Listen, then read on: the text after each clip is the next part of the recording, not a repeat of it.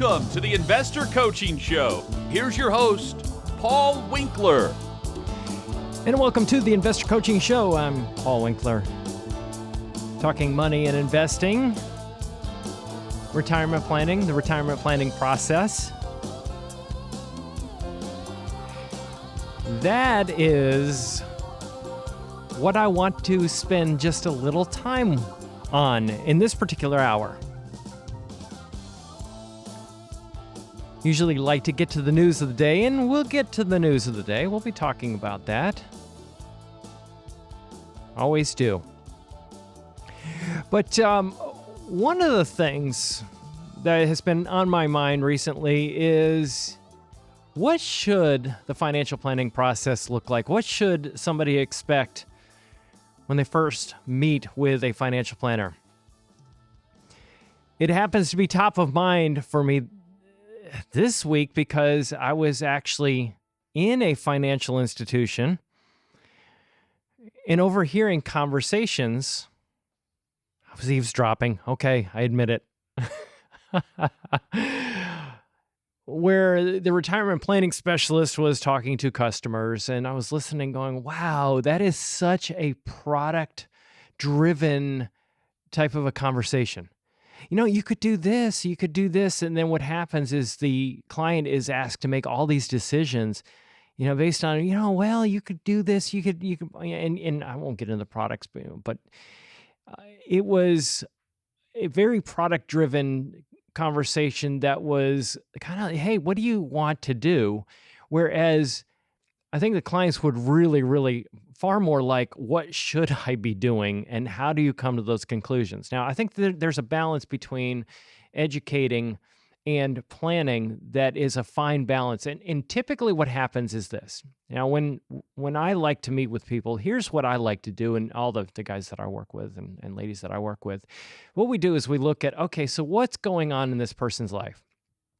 And I like to put things down very simply and draw pictures so that I kind of get a picture of what the financial plan looks like right now.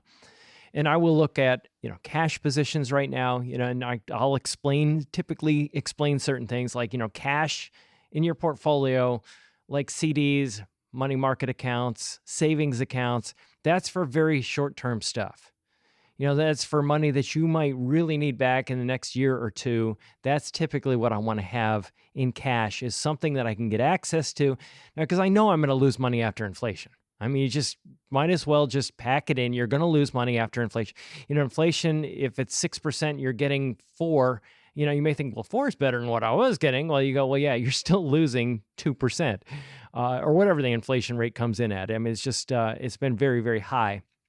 And then, then you'll have times when the inflation rate is very low, then interest rates will be low. So, typically that's for your very short-term stuff. But then what we do is typically look at a 401k, 403bs. If the person's still working, let's say it's a young person, they're still working. And if they're still in the place of employment, then typically what we want to do is look at what you have access to, because there are tax benefits to the 401k. I can put a contribution in pre-tax, let's say, and then I don't have to pay taxes on the gains. And I do pay taxes later on. And what happens when I pay taxes later on, I look at, well, what's my bracket likely to be in the future? Where am I? You have certain, historically, we've always had a certain amount of money that you can earn that there are no taxes on. So if you're paying taxes now, you're in a marginal tax rate of 22% or something like that, let's say. Then you're paying 22 cents on every dollar. If I can avoid that now and then pay taxes, some of it at 0, some of it maybe at 10 or something like that in the future, whatever the rates happen to be in the future, that would be advantageous because I'm getting some tax leverage right there. So some people do that. Some people have Roth IRAs because they're going, I just know because I'm going to receive this gargantuan inheritance, or because I'm in a really low tax rate right now temporarily, but later on I'm going to be in a higher one. That's where you might look at Roth IRAs. But typically what we're doing is saying, okay, what do you have access to at work? What are the investment vehicles that you have access to at work? And how are those things managed? Are you looking at funds that are a lot of buying and selling, turnover ratio? What is the turnover ratio? How much buying and selling is going on? if I have 50% turnover, the portfolio is 50% different from one year to the next. That could be a sign that there's stock picking and market timing going on. Am I seeing that there are signs of style drift in the portfolio? Do I see that the fund is investing in small value stocks, but it used to be in small blend stocks? 91 to 94% of your performance differences are explained by the asset mix. So it's really important to look at what asset categories or areas, because most people think, well, this is in stocks or bonds. No, you got to break down stocks a lot. You have to really break it down into their categories, whether they're really small companies or they're large companies, because they have different costs of capital. In other words, different expected returns. And they perform differently based on what's going on in the economy. And the large companies, when being really big is good, tend to do fairly well.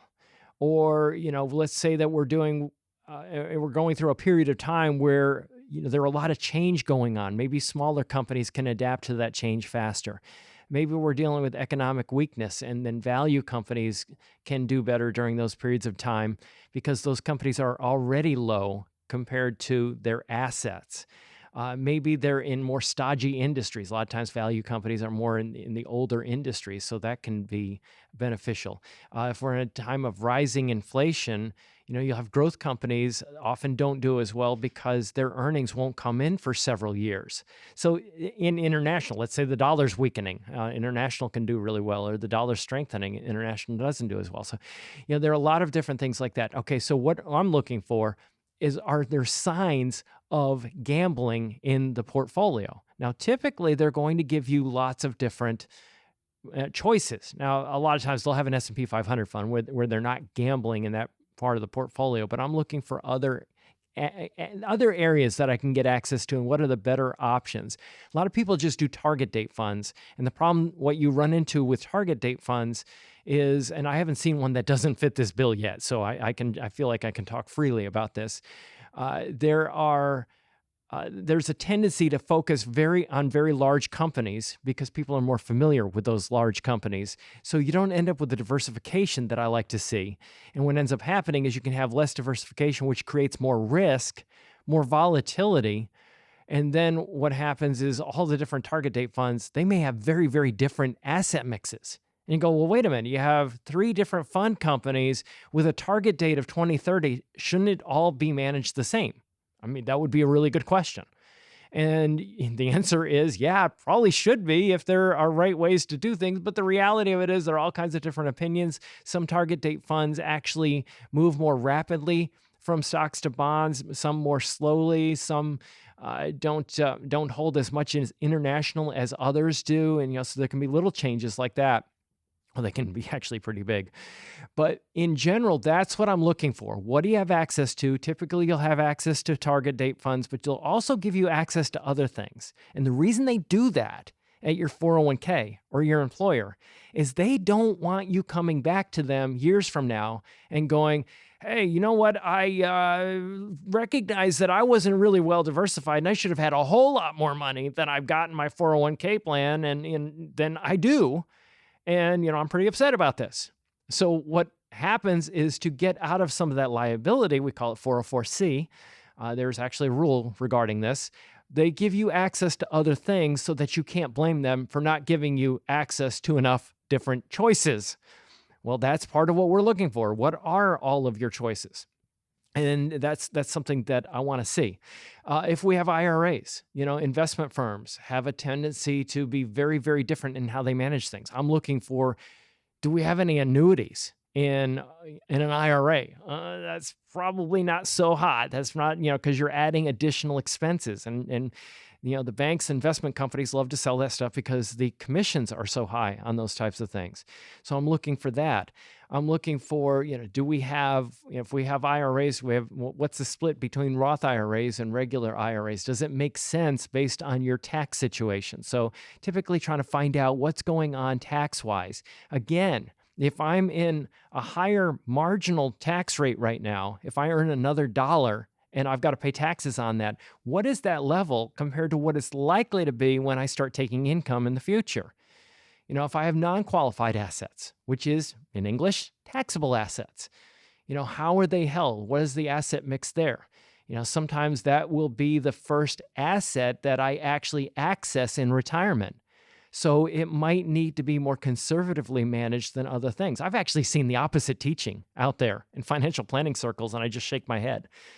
In other words, what they do is they say, well, they're more tax benefited non-qualified assets if you hold it more in stocks. And then because of the taxation of qualified plans and IRAs, then you can have a situation where you have to pay taxes on when you pull the money out. So that should be more in bonds because the bonds are creating taxable income, and you can avoid that with the IRAs. And you go, well, wait a minute, you can't let the tax tail wag the dog. Now, if that was confusing what I just said to you, don't feel bad. I'll slow it down just a little bit. So let's say that we have an investment that is, let's say the return on it is 10%. Let's just use a nice round number. And let's say that your tax rate is at the 20% level. So 10%, 20% of that's 2%. I'm going to net 8. If I look over time, that can be pretty significant, as far as what my level of accumulation can be at that. Now, let's say if I have something that is tax deferred, like a 401k plan, I don't have to pay taxes on that right away. That is why it is often taught that what you do is you stick in your IRAs, you're going to stick your bonds because they're taxed right away. But the problem with that thinking is that the rate of return historically of bonds is so much lower. I mean, you look at treasuries, like for example, and the rate of return historically might be 3 to 4% versus, like large U.S. stocks at 10 and small at 12 and large value at 11.5 and small value at 14. And, if you look at that and you go, wow, it would be, I'd gladly, I would rather pay taxes on the little teeny interest rate that I get, because that doesn't have as much in taxes versus if I'm going and using the qualified assets and I'm sticking a bunch of bonds in there and then avoiding that tax. It just doesn't help as much is the idea.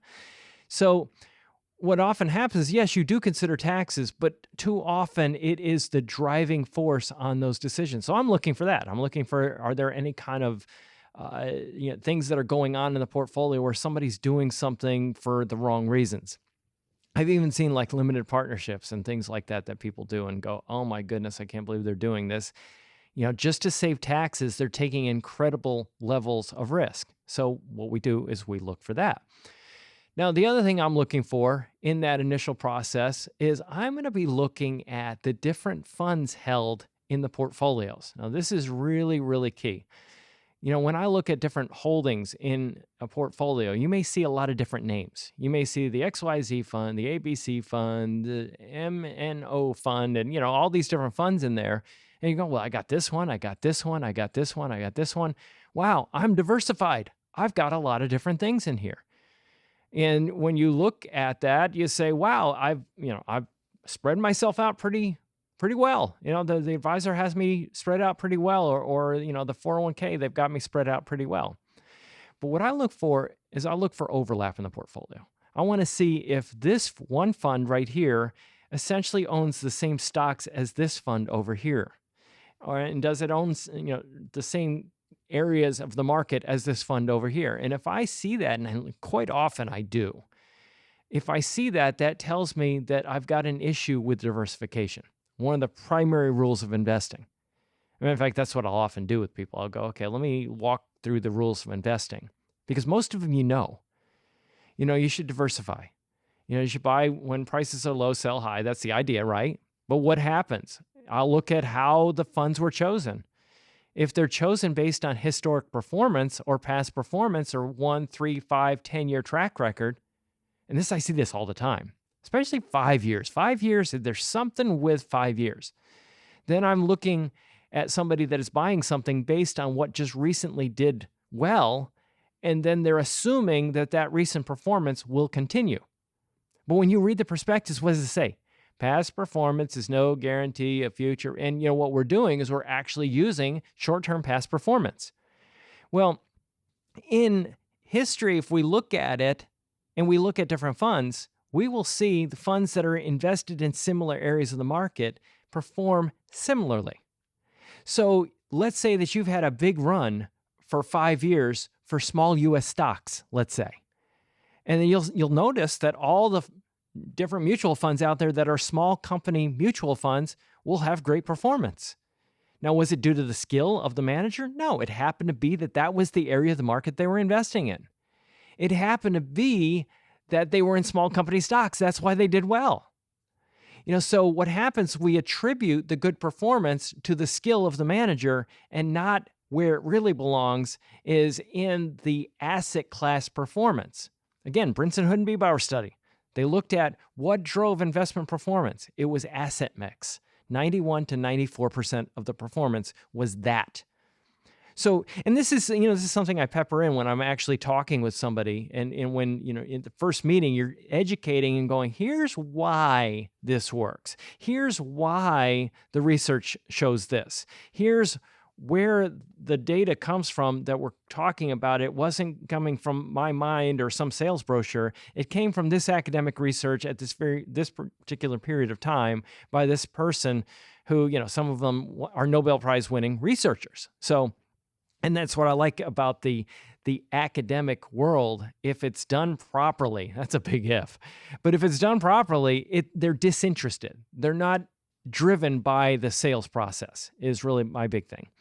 So, that's what I'm looking for. I'm looking for the division between U.S. and international stocks. U.S. companies make up about 50 to 60% of the world capitalization of companies. And that means that there's a whole lot that's outside the U.S. So we look at those types of mixes. I look at the bonds. This is another thing that I look at.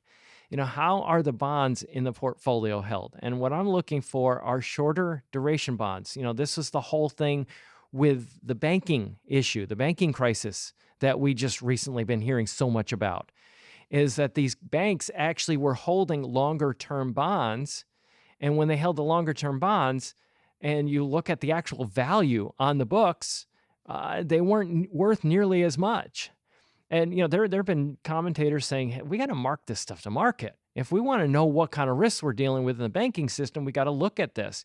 Well, this is something that we're constantly looking at in the portfolio. What are the durations? Keep them shorter because, the preservation of capital, the idea is with the bonds is that we don't have quite the level of standard deviation or the ups and downs that we have in the stock market. And especially when you're dealing with shorter term bonds. You deal with longer term bonds, you can have quite a lot of ups and downs in standard deviation. So it's, just saying that I've got bonds doesn't mean you've got safety. There's a lot more to it than that. So those are a couple of things that I'm looking at, those different assets, and then just saying, okay, how are you laid out? Where are these assets and what is the mix?